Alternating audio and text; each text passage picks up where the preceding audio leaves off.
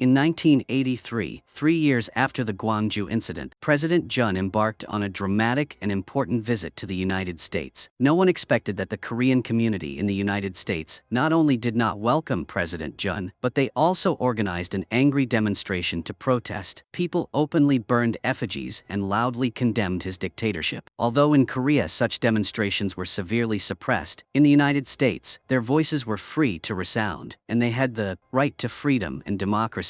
Although the Korean and American security forces were on high alert, they could only helplessly watch the angry protesters. In order to ensure the safety of the president, the South Korean Ministry of National Security decided to deploy forces. As soon as the head of the Overseas Intelligence Department, Pyung-ho, entered the hall, he was immediately questioned harshly by the head of the Internal Investigation Department, Jong-do. Jong-do loudly criticized and asked Pyung-ho to quickly mobilize personnel from overseas in order to disperse the crowd causing trouble outside. Jong-do suggested that Pyung-ho should let the president go through the back door. At the same time, on the top floor of the building, the current minister of the Ministry of Security of South Korea and the deputy director of the Asia branch of the US CIA were also observing the crowd below. The deputy director criticized that the president of South Korea was abusing his military dictatorship. At the same time, he was also worried that the Korean people would turn their anger towards the US military forces stationed in South Korea, which would cause the US military defense line in the Asia-Pacific region to collapse. At this time, the CIA received information that 2 snipers were hiding in the building opposite, preparing to assassinate President Jun. As soon as the news was transmitted, the security forces immediately surrounded the entire building. This was an opportunity for the Ministry of Security of South Korea to demonstrate its capabilities. The agents quickly hunted down the culprit.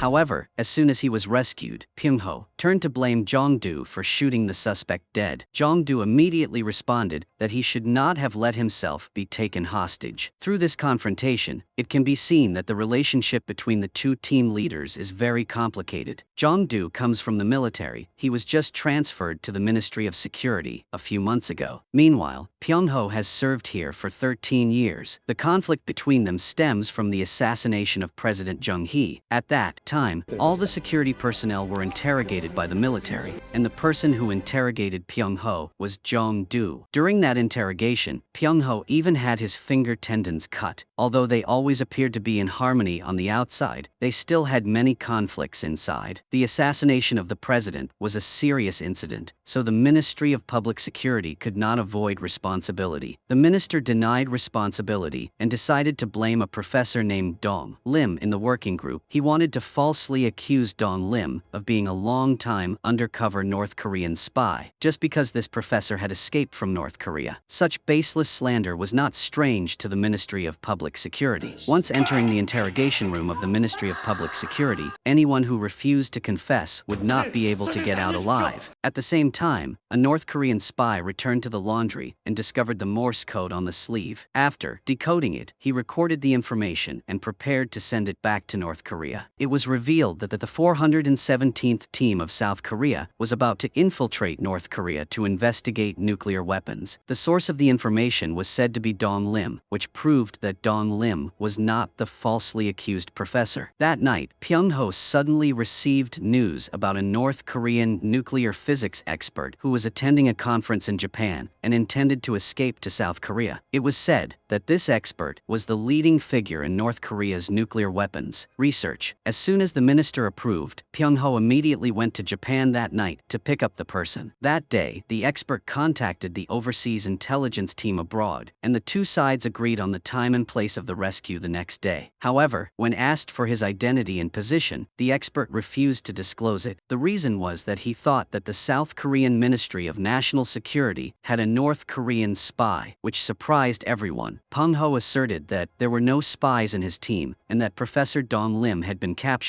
He declared that if the expert did not trust him, he would cancel the mission, because North Korea often used defectors to transmit fake news to South Korea. Pyung-ho requested to verify the expert's identity to ensure safety. To prove his credibility, the North Korean expert revealed a secret that only high-ranking South Koreans knew. Tonight, the South Korean 417th team will secretly land in North Korea. This is the information Dong Lim just sent to North Korea. Hearing this, the overseas intelligence team immediately contacted Jongdo in the country. Unexpectedly, as soon as the 417th team arrived, they were surrounded by the North Korean army, and a fierce gunfight broke out.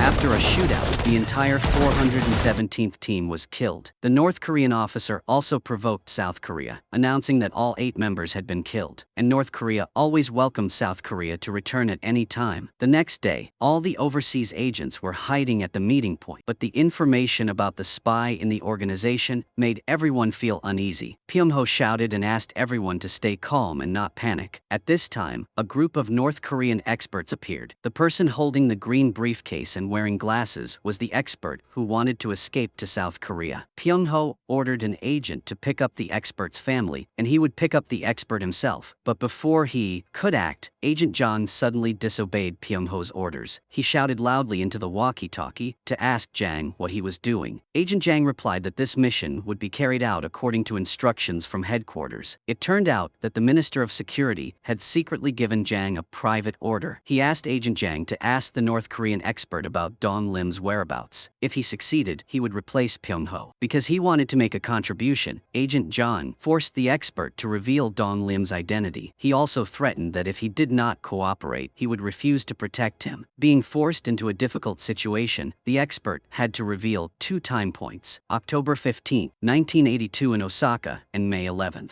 1983 in Tokyo, when Agent Jung Do of the Labor Party's 35th room had met Dong Lim. Only after hearing this did the agent open the car door. At this time, the North Korean agents also discovered that the expert was trying to escape.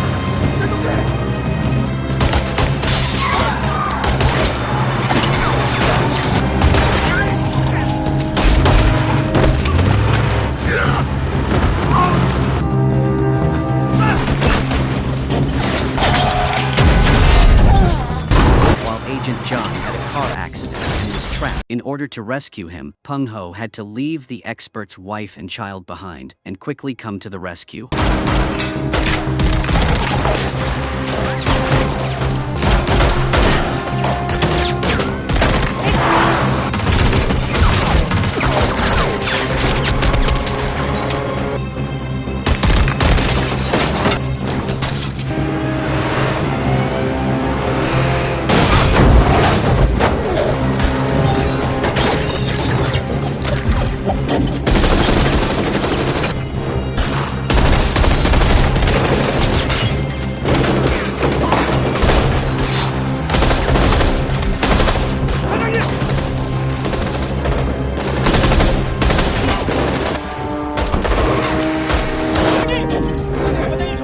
On the way back, Pyung-ho saw the expert's wife and child, but he seemed to know the fate of those 2 people. After returning to the country, close agent Ju Kyung told Pyung-ho that the Ministry of Security was in chaos because of the rumor that Dong Lim was an insider here. Hearing that, Pyung-ho became angry and went to the minister. At this time, the minister was angry with Jong-do, clearly intending to blame Pyung-ho and Jong-do. When Jong-do left the room, Pyung-ho could no longer contain his anger. He did not hesitate to attack his superior. superior and even slapped the minister very hard. Pyung-ho dared to do so because he had evidence that the minister received secret bribes. While the agents risked their lives every day, he only thought about money. Pyung-ho gave the minister two choices. He had to resign himself or he would bring the evidence to the president. Pyung-ho then presented evidence of his conversation with businessmen and asked the minister to resign this week. At this time, the Gwangju incident was escalating and students everywhere were protesting. But what awaited them was the brutal suppression of the military. When they saw the students blocked in front of an iron door,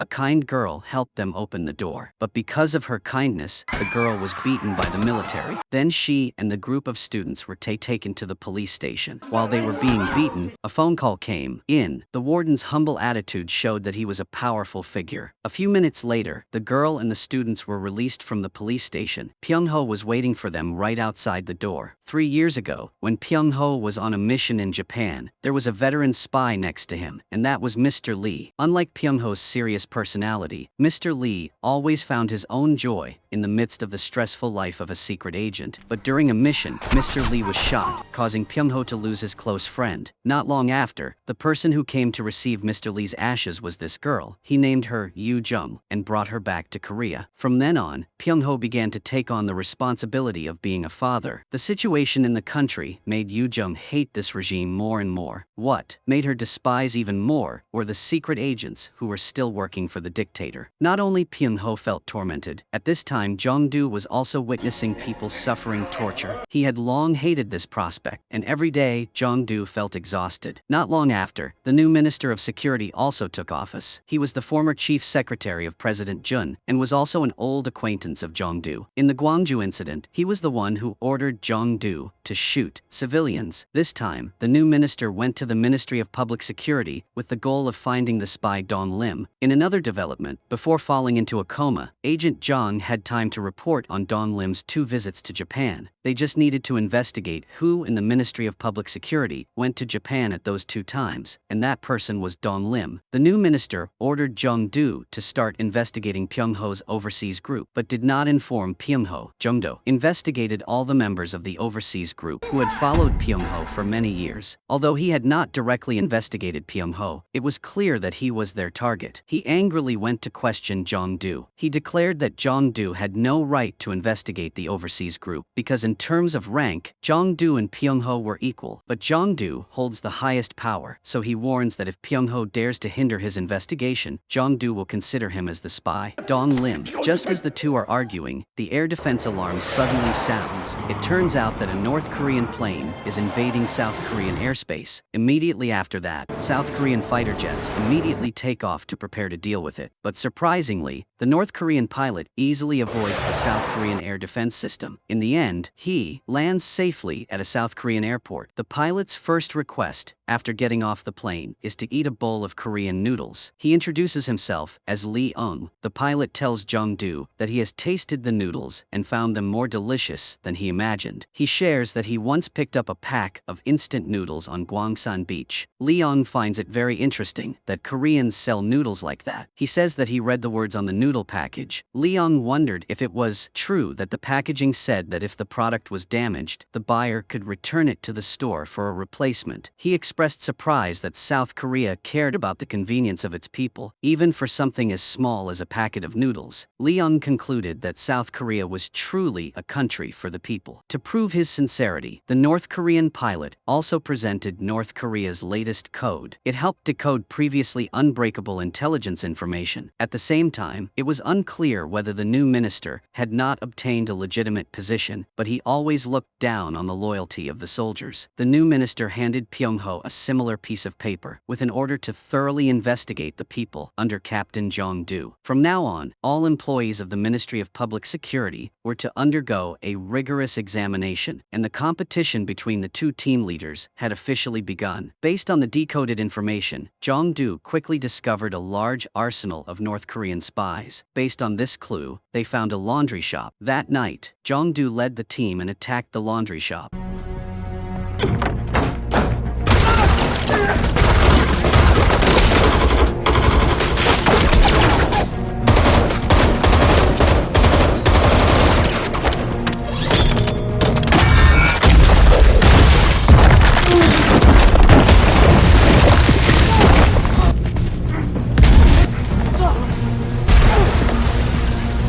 but Jong-do was lucky to escape death. Unexpectedly, the laundryman was still alive and passed the information to a short-haired woman. Until now, Dong Lim's identity has not been revealed. In another development, Agent Ju Kyung discovered that a weapons supplier called Musun Company had secretly laundered money. Jong-do was the protector of Musun Company. The director of Musun Company was Jong-do's best friend from his military days, and he was Chairman Choi. Most of the members of Musun Company are soldiers. They seem to be plotting something, so Ju Kyung suspects Jong-do is Dong Lim. To clarify the truth, Pyung-ho led people to search Musun Company and secretly arrested Chairman Choi. Maybe from him they can exploit Jong-do's secret. If Jong-do doesn't fight back in time, he will definitely lose to Pyung-ho. So Jong-do's team targets the most important person to Pyung-ho. Agent Chan investigates and discovers that Yoo-jung's real name is Harada. She is a Korean living in Japan. It is worth noting that Yoo-jung once participated in a secret training course in North Korea. At this time, Yoo-jung meets Pyung-ho again because the group of protesting students has been missing for many days. She hopes he can help her find them, but this time, Pyung-ho refuses Yoo-jung's request. He understands that one wrong step at this time, he will have no way out. As soon as Pyung-ho left the restaurant, Jong-do's men captured Yoo-jung. Jong-do believes that as long as he keeps her, he can force Pyung-ho to submit. They frame Yoo-jung as a North Korean spy with the code name Bo-san and try to make it appear that she is Pyung-ho's liaison. At this moment, Pyung-ho stands in front of the surveillance screen and witnesses the interrogation. He knows that if Yoo-jung admits to the accusation, he will not be able to clear his name. Pyung-ho witnesses Jong-do's men torturing the girl more and more brutally, and he rushes into the interrogation room regardless of everything to save Yoo-jung. Pyung-ho understands that Jong-do wants to confront him because of a plot related to Musun Company. However, the current evidence shows that Yoo-jung's identity is really suspicious, so he is forced to interrogate her himself. Pyung-ho says that if Yoo-jung really approached him as a spy, Bo-san, she would not be able to leave the interrogation room alive. At this moment, Pyung-ho deliberately knocked down the surveillance device. He pulled Yoo-jung into the corner and told her to be patient, because only then could Pyung-ho think of a way to save her. At the same time, Agent Jang in the emergency room also woke up, because he might have a lot of information about Dong Lim. Jong-do immediately transferred Agent Jang away. Pyung-ho also led a team to the hospital.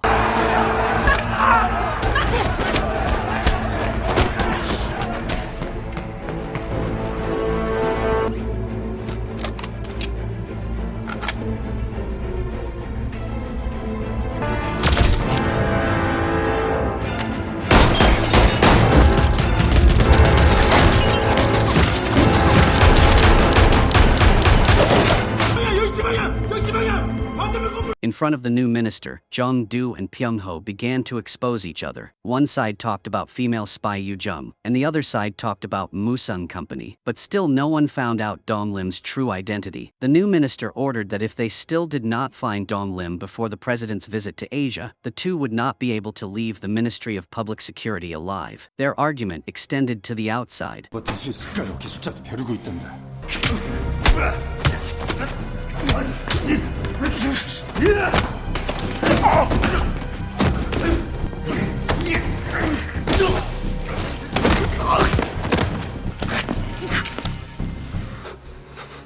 At this time, suspicions about Jong-do grew. The two military badges around his neck reminded Jong-do of the Gwangju incident 3 years ago. For a soldier, sacrificing for the country is a noble duty. But that time he received orders to shoot civilians. Seeing the innocent people suffering on the ground made Jong-do doubt his role as a soldier. This was not the ideal that made him want to join the army. From then on, Jong-do's mentality began to change. That same night, Agent Ju Kyung brought new documents to Pyung-ho's house. After the coup on December 12th, there was a general named An who did not publicly support President Jun. In the end, General An was forced to discharge and placed under house arrest. The recording that Ju Kyung brought was a conversation between Kim Jong-do and the general. Although they deliberately played loud music to hide the conversation, Ju Kyung used technology to restore the content of the conversation. Jong-do told the general that he had to stay healthy to succeed in eliminating Peter in Washington. At first, Agent Ju Kyung did not know who Peter was, but later she realized that Peter was the Catholic baptism name of President Jun. Perhaps Jong-do and General An intended to assassinate the president. They recalled the time time when the president visited Washington, when Jong-do was the one who shot down the 2 assassins. The black money of Musung Company was actually the fund to finance the plot to assassinate the president. At this time, Agent Chan of Jong-do's team was carefully eavesdropping on this conversation. But to prove that Jong-do is Dong Lim, they have another problem. The time Dong Lim went to Japan twice does not match Jong-do's schedule. So Agent Ju Kyung carefully checked the exit records of all the employees in the Ministry of Public Security. Pyung-ho feels lucky to have such a talented subordinate, but he is also worried that Ju Kyung's talent can also cause trouble. At this moment, Pyung-ho's face shows a look of avoidance and panic. Agent Ju Kyung suddenly thinks about the fact that agents of the Ministry of Public Security often use fake passports to leave the country to hide their identities. When she compares each person's fake name, knowing the result makes Ju Kyung extremely surprised. She turns to ask if it was Pyung-ho who used that passport to go to Japan. Ju Kyung did not expect that the captain she has always been loyal to is a spy of North Korea. Knowing this secret, she definitely cannot survive.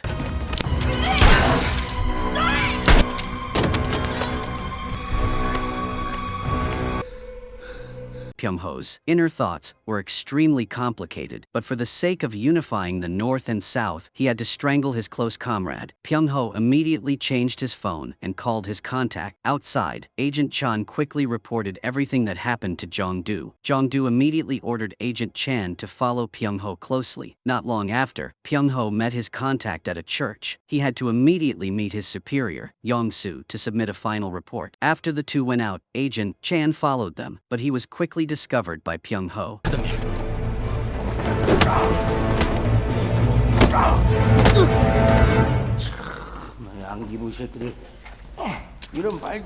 When Pyung-ho woke up, he found himself taken to a warehouse, where they hung him with iron chains. This mysterious group claimed to be from the Security Bureau. The reason they arrested Pyung-ho was because they had evidence of his crime with Dong Lim. Then they began to brutally torture Pyung-ho. They dragged him with iron chains and hung him in the air. Then a group of people rushed in and continuously beat Pyung-ho with iron rods. The leader of the group also used 2 hot iron rods to press against the captain's chest to break Pyung-ho's psychological barrier. They also said that Yoo Jung had confessed his true identity. At that time, he only thought that these people were sent by Jong-do to scare him. But then they dragged Agent Chan out and shot him dead right in front of Pyung-ho. Only then did he believe that they were definitely not Jong-do's people. Pyung-ho wanted to know who they were, but the leader put a gun to his head and forced him to confess the reason for coming to Korea. At that moment, a guy clapped weakly. Pyung-ho looked back and saw a short-haired woman walking out. She was his new superior. This woman came from the Korean People's Armed Forces named Bo-san. All that had just happened was just a test of loyalty. But it was clear that Pyung-ho's superior was Yong-soo. He didn't understand why she was replaced now. It turned out that Yong-soo, the one who had wanted peaceful unification, had been secretly executed. Now the superiors had changed their strategy. They decided to immediately launch a war with South Korea after assassinating President Jun. It would only take 6 hours for them to take over all of South Korea. They even named this plan the Fireworks Plan. By then, all of South Korea would be engulfed in flames. And Pyung-ho's last piece of information was the top-secret schedule of President Jun's Asian tour. Dong Lim's belief was the peaceful unification of the North and South. This destructive method was something he could not accept. She said that his peaceful unification policy was just an illusion. Now he had to accompany the president on his trip to Asia and had to help carry out the mission to assassinate the president. After killing the president, he would shoot Dong Lim. Pyung-ho immediately objected because he did not want to start a war. She threatened that even though he held a lot of secret information, Pyung-ho was not a high-ranking party official, and he was not allowed to disobey the command. Bo-san rushed over and pointed a gun at him. If Pyung-ho did not agree, she would shoot him dead on the spot.